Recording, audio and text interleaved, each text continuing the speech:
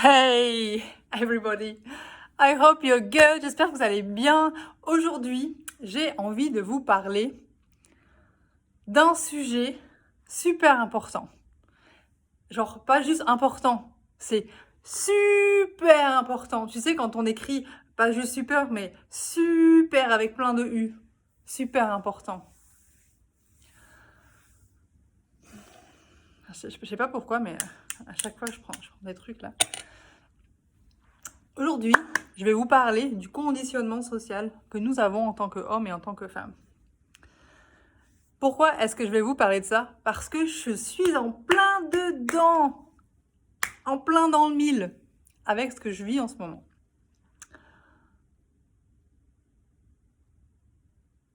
Non. En fait, on est tous en plein dedans tout le temps. Comme ça, plein dans le mille. Mais là, tout de suite, dans ce que je suis en train de vivre en ce moment, en plein dedans. En plein dedans. Et ça me fait réfléchir. Et ça me fait grandir. Et ça me fait envie d'enlever ma peau et de la remplacer avec une autre.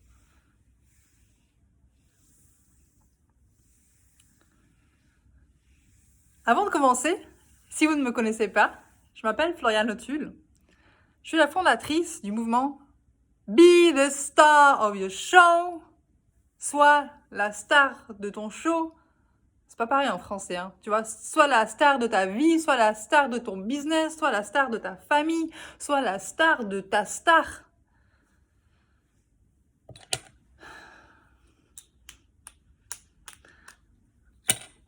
Je suis complètement tarée des fois. Ouais, donc j'accompagne les femmes à devenir the star of the show. Parce que c'est cool, je parle de moi, mais en fait, tu vois quoi. Ah, mais je parle de moi encore là, je dis que j'accompagne les femmes. J'accompagne. Ben, en fait, c'est ma mission. J'accompagne les femmes à être the star of the show dans leur vie pro et dans leur vie perso. Parce que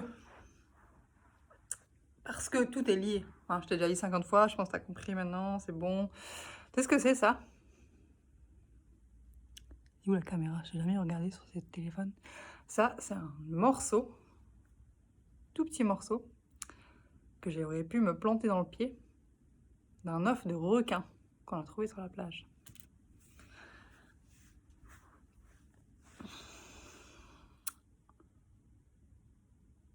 Ouais, je sais, tu te dis, ok, Flo, t'accouches là, parce que j'ai pas que ça à faire, je suis pas venue là juste pour te regarder, mettre ta langue entre tes dents, jouer avec des crayons et tout, mais c'est ma façon, là tout de suite, aujourd'hui, là, de réunir ma pensée. Tu vas voir, ça en vaut la peine, je crois. Je me dis par où je commence. Ouais, alors, je sais pas si tu sais, hein, on va partir du principe que tu sais, mais que tu as peut-être raté des épisodes.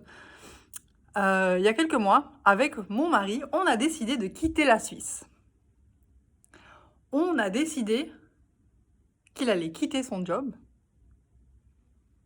parce que ça fait des années qu'il travaille dans différentes entreprises et il s'y retrouve pas. Il sent que c'est pas aligné, il n'est pas dans sa jouissance quotidienne.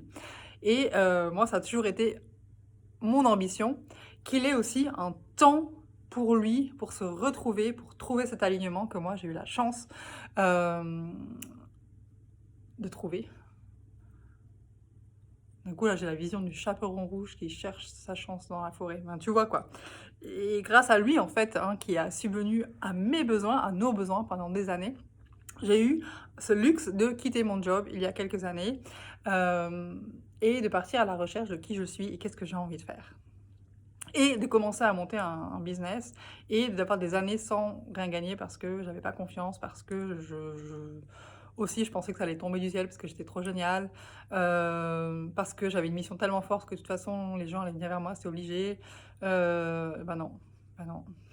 L'ego on a pris un coup, n'empêche. Hein. Bref, moi j'avais toujours en tête qu'un jour ça serait son tour. Et puis, sans vraiment contrôler, sans vraiment décider, on a décidé cette année que ça serait son tour. Ouais, je crois que c'est à peu près ça l'histoire. On devait partir à Chypre Pourquoi Chypre? Ben, parce que j'étais allée l'année dernière, ça m'a semblé cool, mon intuition me guidait vers Chypre, vers la mer turquoise. On avait tout préparé pour aller à Chypre, blablabla, blablabla, blablabla. Fin du mois d'août, donc il y a un mois, on reçoit la nouvelle que le papa de Chris est malade, qu'il a un cancer et que c'est sérieux. Et donc, le lendemain matin, je me réveille, piqûre de moustique qui me gratte, intuition, c'est pas à Chypre que vous devez aller, c'est en Angleterre. Vous avez besoin d'être auprès de la famille pour ce temps, ces prochains temps en tout cas.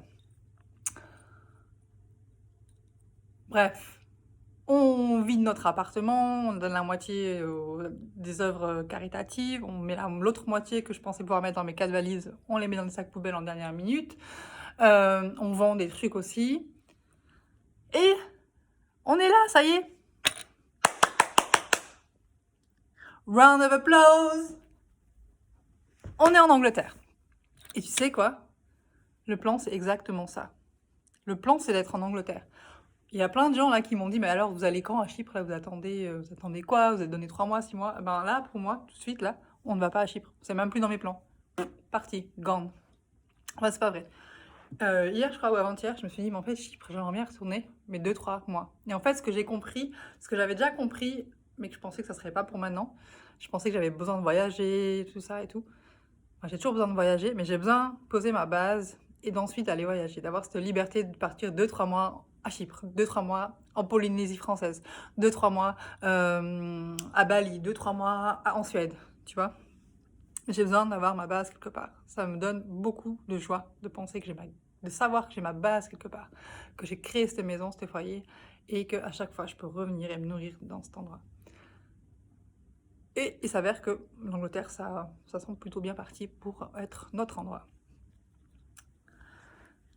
Ouais, 7 minutes, toujours pas déballé le truc. Et en fait, là, tout de suite, alors qu'on est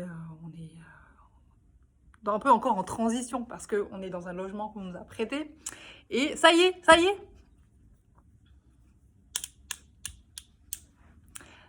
hier on a eu la réponse, c'est bon, on a la maison, Mais ça, je vous en parlerai dans une autre vidéo. Cette maison, elle commence à arriver, et qu'est-ce que ça veut dire pour moi? Qu'est-ce que ça veut dire par rapport à le journaling, manifestation, le vivre dans le corps, ce qu'on veut, etc. Bref, je vous en parlerai dans une autre vidéo. Enfin, encore un truc de dingue, quoi. Et en fait, ce qui se passe pour moi, là, pour nous, en tant que couple, d'ailleurs, c'est marrant parce que je vous en parle, mais on a encore besoin d'avoir des discussions avec mon conjoint. J'ai fait tout un chemin ce matin et je n'ai pas encore parlé, en fait. Et c'est que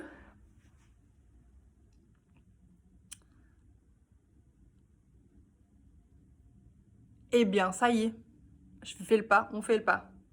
Parce que là, on est hébergé. Financièrement, c'est moi qui vais subvenir aux besoins de la famille pendant un temps. Combien de temps, on ne sait pas. On ne s'est même pas donné de date, on ne s'est pas donné de limite. Et c'est ce qui est juste pour nous. Mais n'empêche, quand je te parle, le conditionnement de la société, il y a plein de trucs à travailler de mon côté, du côté de mon mari, les attentes. Hein, au niveau de l'énergie, une femme qui travaille, ok. Une femme qui est le gagne-pain de la famille, est-ce que ça devient un mec? Bah ouais. Est-ce que d'un coup, je deviens un mec, tu vois? Parce que c'est les hommes qui subviennent aux besoins de leur famille. Est-ce que d'un coup, ça fait de Chris une mauviette? Parce que, ben ouais, c'est lui qui va, pendant un temps, peut-être faire des tâches que je ne ferai moins. Et peut-être pas, hein, parce que n'empêche que ce qui a été important pour nous, ce qu'on a décidé alors qu'on a pris donc cette décision pleinement consciemment, c'est qu'on va garder notre routine. Il va avoir tous les jours ses 4 heures pour lui, pour développer ses projets, pour être aligné, parce que le but, c'est pas qu'il n'ait pas de temps pour lui, parce que sinon, autant qu'il retrouve un job. Et moi, je continue avec mes 4 heures, parce que oui, mon business, c'est important, mais passer du temps avec mon fils, c'est la priorité. Et ça, je ne voudrais pas les changer pour rien au monde. Mais je trouvais intéressant et c'est juste un début de conversation parce que le chemin débute pour nous, mais je trouve vraiment intéressant. Donc, hein, j'ai mis un peu en lumière ces gros titres-là de l'homme qui ramène l'argent et de la femme qui fait toutes les tâches